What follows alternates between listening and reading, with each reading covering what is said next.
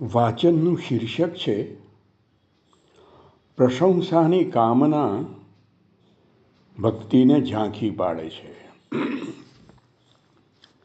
તમારા જીવનમાં દરેક અસુંદર અને અમંગલ તત્વ નાશ પામો.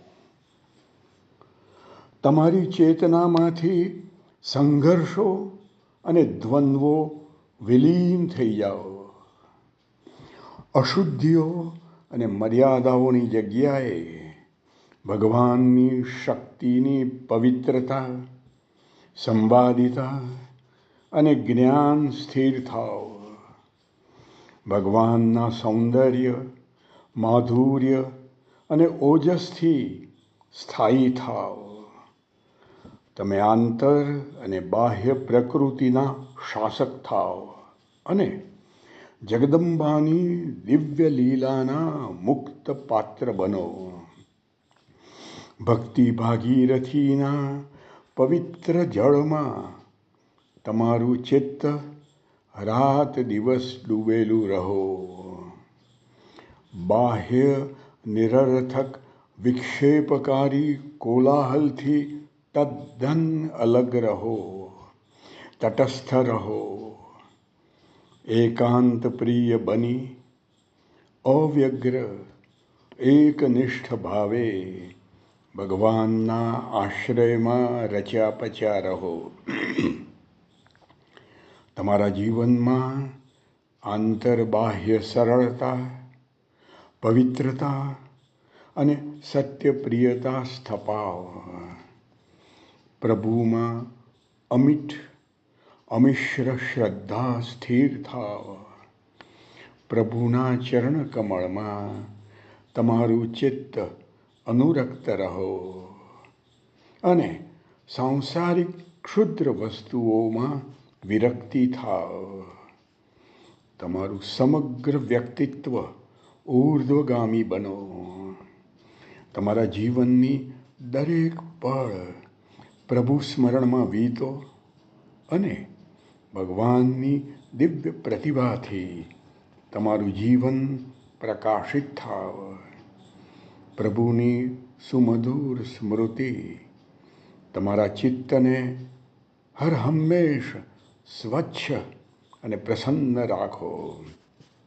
તમારી વૃત્તિ, દૃષ્ટિ અને વર્તનમાંથી કઠોરતા અને કર્કશતા દૂર થાવ અને સાચી મૃદુતા વ્યક્ત થાવ. તમારું મધુમય જીવન અનેક દુઃખી જીવાત્માઓને રૂઝવાળો, શાંતિ આપો.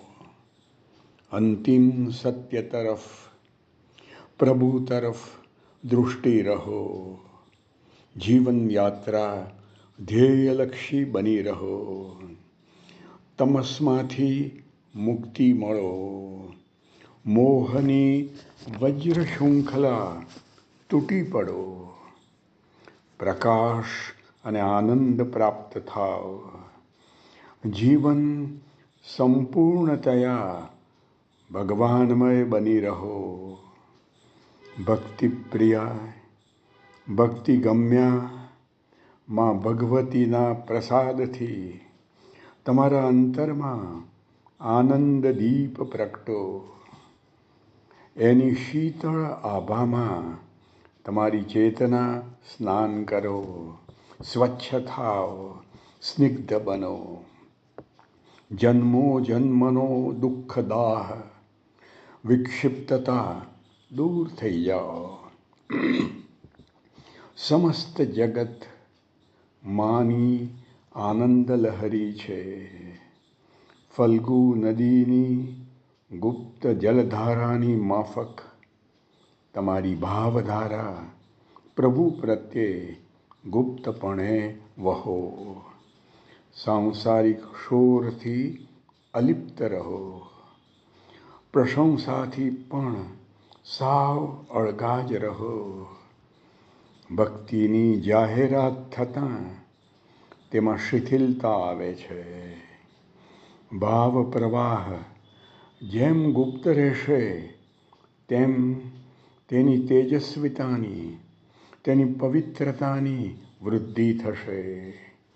જે રીતે વંટોળિયો દૃશ્યને ઝાંખું પાડે છે, તે રીતે પ્રશંસાની કામના ભક્તિને ઝાંખી પાડે છે. લોકો તમારી ભક્તિ સાધના જાણી વાહ વાહ કરે, તેમાં સત્ય, અર્ધસત્ય અને કેટલીક વાર અસત્ય પણ હોય. દુનિયાની પ્રશંસાનું મૂલ્ય પણ કેટલું? સતત બદલાતા જતા જગતમાં પ્રતિષ્ઠા, ધન કે વિદ્વત્તાનું અહંસભર મૂલ્ય સત્વહીન છે. સત્વશીલ પ્રભુનો સંગ એકમાત્ર શાશ્વત, સભર અને પરમ રક્ષક છે. અંતઃકરણમાં એકમાત્ર પ્રભુ પ્રિયતા જ રહો. સાધનામાં વિક્ષેપ પાડતા તત્વોથી પ્રભુ તમારી રક્ષા કરો. તેની લીલાના ચિંતનમાં તમે ડૂબેલા રહો. પ્રભુને પ્રગાઢ પ્રેમ કરવાનો એકમાત્ર લોભ બાકી રહો. જીવનના પહેલા પ્રહરમાં જ જાગી જાઓ, જેથી સંધ્યાકાળે પસ્તાવું ન પડે અને મૃત્યુની રાત્રિની નિદ્રામાં શાંતિથી પ્રવેશી શકો. નિષ્પક્ષ નેત્રોથી આંતરખોજ કરશો તો તમારી ત્રુટિઓ પ્રભાતના તારાઓની જેમ ક્ષીણ થતી જશે. અંતિમ મંજિલે પહોંચવાનું આ આંતરખોજ એ સમર્થ સાધન છે. તમે નિર્ધન નથી.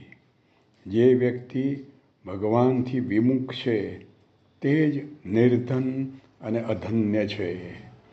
તેની કંગાલિયત દુઃખદ છે. ભગવાનના સ્મરણમાં તો બધી નિર્ધનતા ફીટી જાય છે. ભગવદ્ ભક્તો દુન્યવી દૃષ્ટિએ ઘણીવાર નિર્ધન હોય છે, પરંતુ તેમની આત્મસમૃદ્ધિ એટલી તો મહાન હોય છે કે સંતૃપ્તિ તેમને પૂર્ણપણે વરેલી હોય છે. આશા અને તૃષ્ણાની ગુલામીમાંથી તેઓ સંપૂર્ણપણે મુક્ત હોય છે અને આત્મસ્વરાજ્યનો નિર્બંધ આનંદ તેઓ ભોગવતા હોય છે. ઓમ.